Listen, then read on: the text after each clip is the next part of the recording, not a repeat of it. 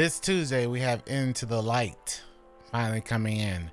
And I wanted to take a few minutes to talk about what I believe is possibly the best update that has been dropped on us in Destiny 1, Destiny 2's history. The difference in this update, of course, is that we're getting a lot of new PvE content. Of course, we have the new Horde mode known as Into the Light. You're gonna have the normal 10 wave mode, and then you're gonna have the 50 wave mode, which is going to be a insane thing that we're getting. We've never had this before, and possibly something that's going to allow players to have a very high engagement rate with. Of course, we know about the Brave weapon coming that we're going to be farming, which is like, Recluse, Mountaintop, Fallen Guillotine, all those new weapons that are returning fan favorites that'll be back, that'll be tied to Brave. And on top of that, we have a lot of other things coming, which is, of course, the 3 PvP maps for the PvP players, some sandbox changes, and also Whisper of the Worm mission and 0 Hour mission. The thing that puts this over the top for me is definitely the new raid Pantheon activity, which is going to be a boss rush. Now, we don't know anything about this boss rush currently, but I do think that this is possibly one of the best things that is ever going to be added to the game.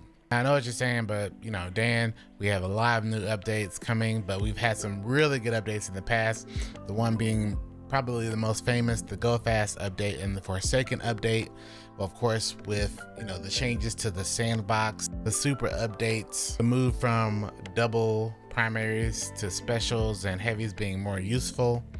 And I gotta argue that a lot of those updates are fantastic. And the only one I can agree with is that the Forsaken update is phenomenal. But even then, I do think this is the best possible.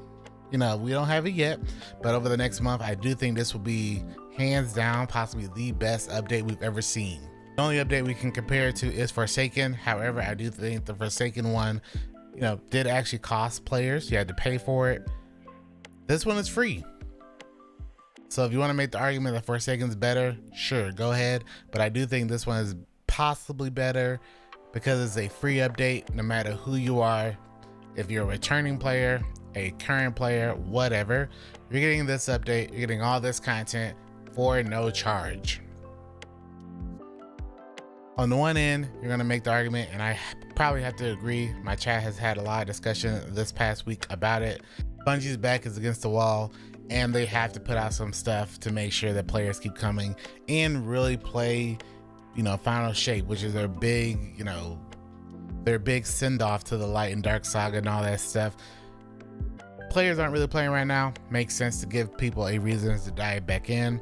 I personally have been saying this feels a lot like the Into the Light update is going to be similar to the Go Fast update, where we see a lot of similar timelines. Warmind was delayed and they had this update come out, and then they changed a lot of stuff in Warmind and also did some things to lead up to Forsaken to make players way more invested in the game than what before.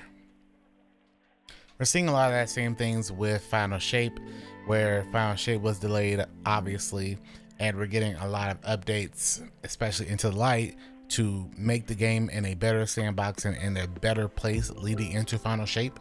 And who's to say that a lot of players come back? Who's to say that this doesn't, turn things around for them at least a little bit?